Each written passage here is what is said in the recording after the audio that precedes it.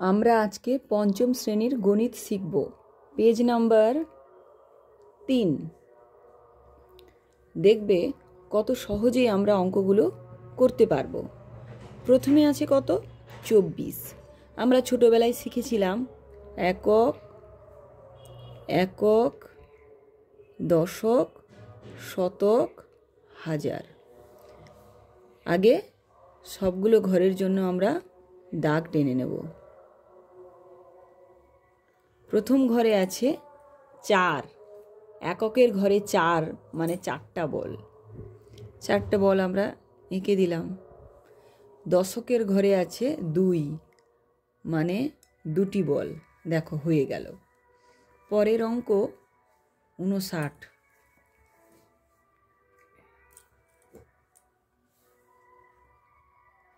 একক, দশক, শতক, হাজার।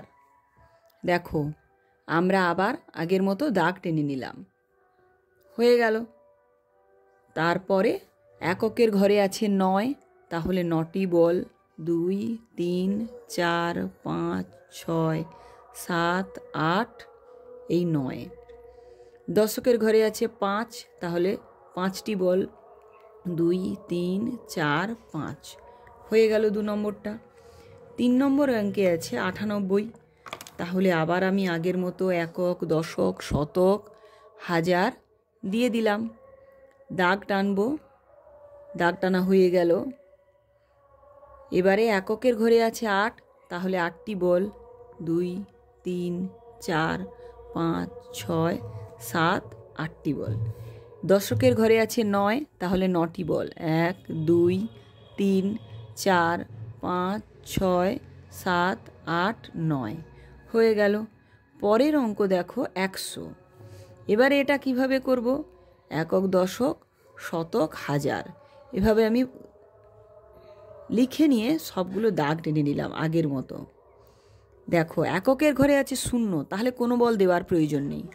দশকের ঘরে আছে 0, তাহলে কোনো বল দেওয়ার প্রয়োজন নেই। শতকের ঘরে আছে 1, তাহলে আমি একটা বলই দেব। পরের অঙ্কে আছে দেখো 108, তাহলে আবার আগের মতো একক, দশক, শতক, হাজার লিখব। আবার দাগ টেনে নিলাম।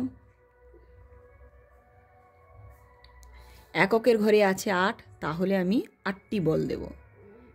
1, 2, 3, 4, 5, 6, 7, 8।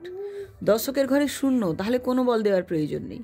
শতকের ঘরে আছে 1, তাহলে একটা বল দিলাম, হয়ে গেল।